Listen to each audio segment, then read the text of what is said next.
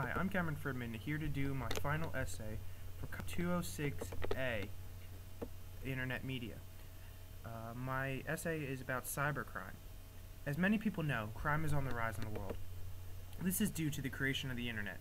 The Internet is a powerful tool that allows its users all over the world to connect with each other and do daily chores from the comfort of their own homes. We as a society have become so dependent on the Internet that without it, many of us would not be able to function through our daily lives. However, the Internet has a darker side. More and more people are finding out that the Internet is so powerful that it can destroy your life. Criminals are using the Internet to access people's most private information and use it to their advantage. Criminals are now able to steal identities, bank account numbers, and private information more easily than ever before. These crimes are not only affecting people online, but affecting people offline. It's affecting healthcare, corporations, and even entire countries. The Internet is so powerful, it allows criminals to have access to the most personal information faster, thanks to the Internet. The most common way that people are being taken by cybercrime is from scammers. Scammers are criminals that convince others to give them a small amount of money. In return, they're supposedly, after the transaction is complete, to be receiving a lot more money than their initial investment was as a reward. This has become the easiest and most common way that people are being tricked into losing money and other personal information.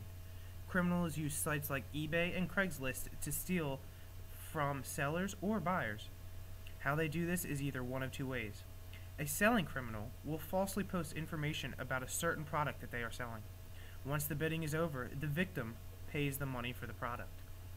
Then the criminal packs a false product other than what the person has ordered and sends it to him. When the person receives the package, they find out that it's not what they wanted, but by that time it's too late. The money has already been placed in the criminal's account. These accounts that criminals most likely use are PayPal accounts. This is because it is harder to track the funds. Another way that cyber criminals steal money from people is when they are buying a product. When a criminal finds an item that he wants, he contacts a person and offers to buy the product. To anyone, this sounds like a great deal, because they want to sell a product and somebody wants to purchase it. The problem with this is the way criminals pay for the product. The easiest way for criminals to scam you is by paying you with a counterfeit money order. The reason this is so popular for cyber criminals is because it takes time to find out if the money order cleared or not. This gives the criminal an edge because he has extra time to steal the item before the money fails to clear. Cybercrime is not just affecting the common man, but corporations as well. Internet criminals are able to hack into corporation businesses and steal millions of dollars. This not only has a major consequence on the corporation, but also the workers, the products they sell, and even the consumers that they sell the products to. They have no choice but to raise prices to the public to cover the stolen money. Hackers also hack military offices to find out secret information that is classified to normal civilians.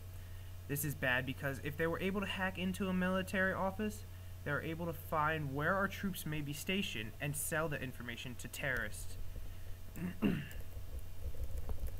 Cybercrime is affecting the health industry as well.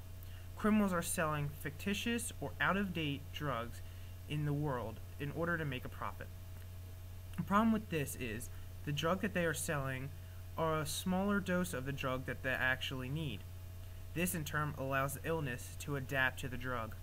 Over time, illness will adapt so much to the weaker drug that even with the right drug amount, the illness will still overpower it. This is proven to be very deadly because it is allowing the illness to build up a tolerance against the drug. Simple diseases such as the common cold, an illness that can be easily treated by medicine, now has the potential to kill thousands of people because one person wants to make a little extra money. Another way that cybercrime is affecting the health industry is by all the information in the health databases. Hospital databases have almost every person's personal information somewhere in its data. If a criminal is so inclined, they are able to find out your social security number, address, and any other personal information that they might need. All they need to do is sit down in front of a computer for a few minutes and look for your name. With a few clicks of the mouse, they can steal your identity, take your life savings, and know everything about you. This has been proven to destroy people's reputations and lives. The biggest problem with cybercrime is how fast and easy it is to happen to you. 1 second, everything could be fine, and the next, everything that you work so hard for can be taken away in the blink of an eye. Before the internet, the only way people could steal your money and identity was steal your personal items that contain your information, such as wallets and purses. This was a lot better for you because you would know that something was missing. Now, in the cyber age, everything can be taken away from you without you even knowing. It may be weeks or even months before you realize what has happened to you. By this time, criminals have taken what they wanted and covered their tracks, which makes it almost impossible to get arrested for their crime. The best way to protect yourself from becoming a victim of cybercrime is to watch what you post on the internet. You must assume that everything that you post will be there forever. Almost everything that you post or have posted in the past is saved on the internet, and if a person is so inclined, they will be able to find that information and use it to their advantage. You must also realize that there are a lot of manipulative people in the world. These criminals also are always looking for the person that trusts everyone. Another way to protect yourself is to have spyware or your firewall up at all times. This usually stops viruses and spyware from entering your computer without you ever knowing it was there. Another form of this that will save you a lot of aggregation is a filter in your email account. It will stop junk emails from scammers and only allow important information to pass. This is the easiest and most effective way to stop you from becoming a victim. In conclusion, the internet is a wonderful, powerful tool, but with great power comes great responsibility. Even though you think you are safe because of spyware and a filter, really doesn't mean that you're protected. The best way to protect yourself is to be careful of what you post. Also, you should always be careful when trading items online.